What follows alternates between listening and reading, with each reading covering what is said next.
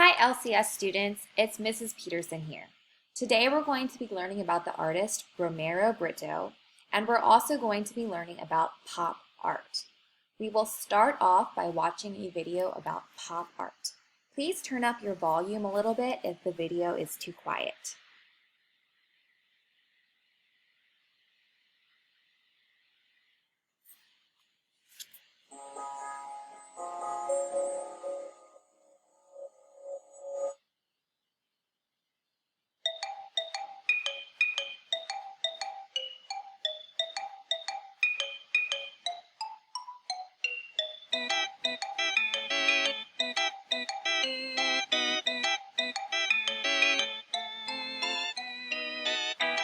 Hi, I'm Ellie, and these are four of my favourite things. Bananas, my red coat, tomato soup, and comic books. But what do they all have in common? Two little words, pop and art. Pop art is more than an art movement. It's a lifestyle, a craze, a way of looking at the world. But what is pop art? Pop is young, bold, and fun. This is life in the 40s. It's a bit grey. In the 50s, people wanted plastic and glamour. They wanted to have a good time. Buy more, spend more. Don't just watch TV, be on TV. Now you can listen to the Beatles and Elvis, watch cartoons, eat popcorn, drive cars, and become famous. Now it was pop art, all about culture. After all, pop art is popular art for all.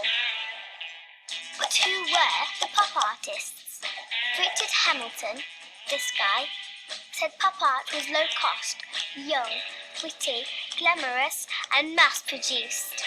Hamilton made collages using imagery he found in glossy magazines. Lifting images from films and advertising was completely bonkers at the time. This is one of the famous Marilyn portraits by Andy Warhol. Andy Warhol. This guy. See, a cool guy. For Andy, art was a product, the same as a production line of Coca-Cola bottles, or Camel soup. He liked to use bright colours and silk screening techniques to produce art on a huge scale.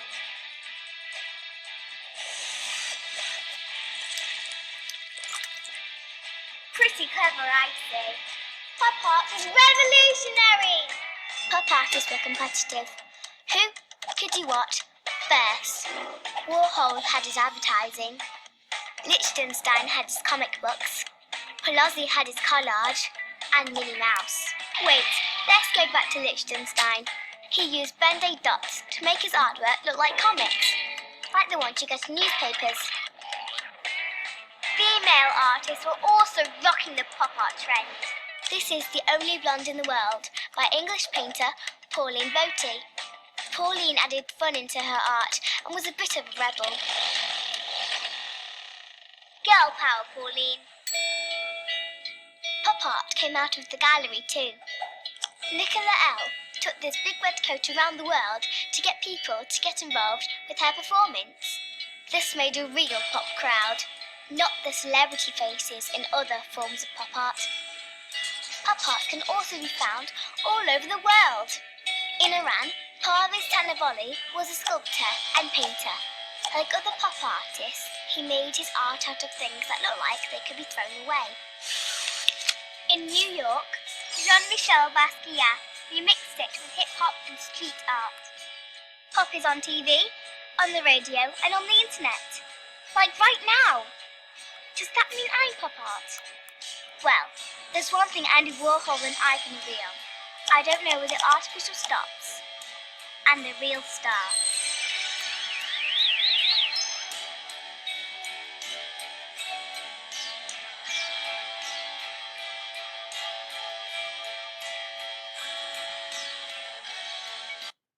Okay, so I'm going to stop the video right there. That was just a little introduction to pop art, which is short for popular art. So pop artists are using bright colors to draw things that are popular. Now we're going to be watching a video about Romero Britto.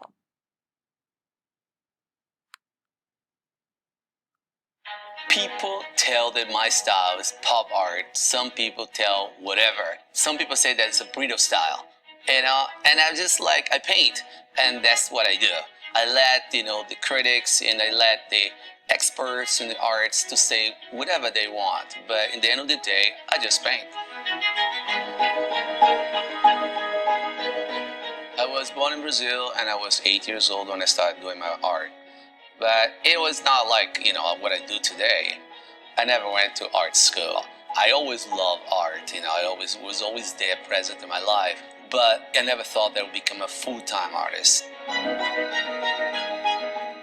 I definitely did not have, all the means that I have today. So I paint on newspaper, cardboards, whatever I could put my hands on.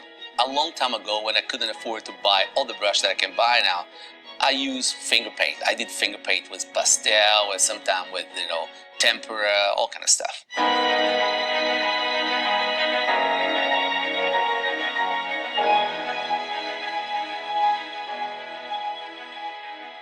I love the idea of working with a lot of organizations, companies, corporations that they use art to reach out people, from Mattel, Hasbro, Absolut Vodka, Evian, Coca-Cola, Disney, to companies across the world in Asia that use so many different ways to reach out people.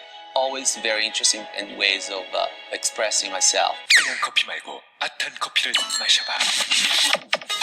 GST25와 로메로 브리토의 앗한 콜라보레이션. 커피가 앗한데? 지금 GST25에서 만나세요. My color palette is being something that I've been developed for years. First I start using more primary colors, then I start adding pastels, metallics. But I was always very interested, and I was very drawn into vibrant colors. And the yellow that I use and all the blues or the reds, I'm very consistent about those. And some of the colors have been inspired about toys that my son played with when he was growing up. And I have a company that mixes my colors, and then I have this special yellow, this special red, the blues and the greens and so forth. I hope when people see my art, they have a big smile on their face and a huge one in their heart. And every time they see over and over again, they remember something special from their lives, and that's basically, for me, will be a huge accomplishment.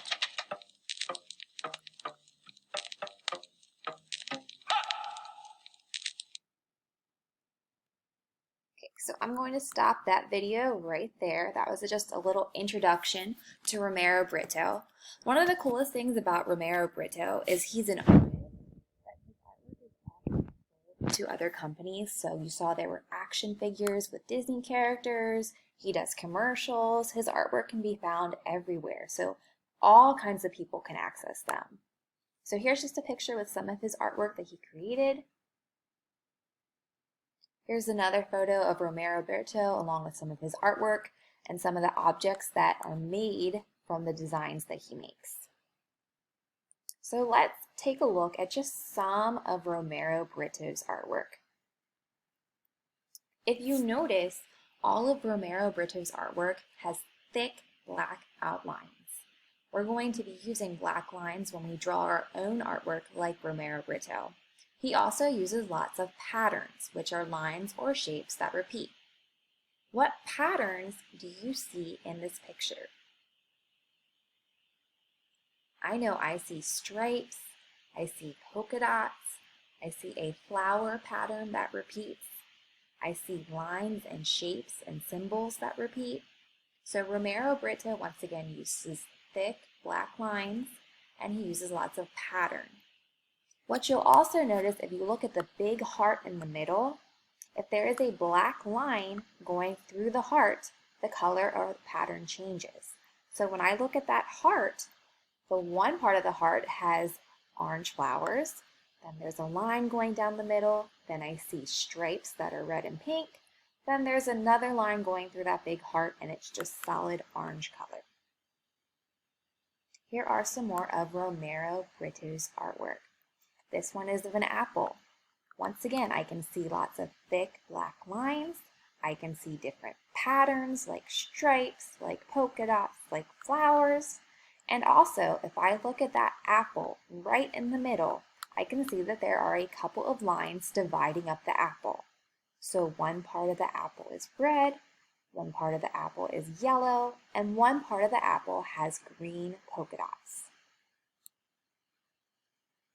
Once again, another example of Romero Britto's drawing of a cat. This one is filled with many, many, many different patterns on the cat. This is a picture that Romero Britto made of a cow with horns. When you look at this picture, you can see that although all the grass is green, the grass has all different patterns on top of it. The cow, once again, is divided into all different colors and patterns. Even the background of all of his artwork has thick black lines with smaller patterns and colors inside of them. And here is a picture that he made of a bowl of fish.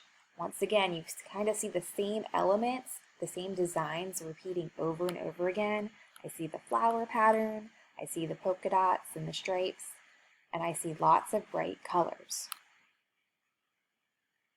So we're going to stop right there for today. And then when I see you again in part 2 of our lesson, we're going to be drawing a picture inspired by Romero Britto's artwork. I'll see you soon.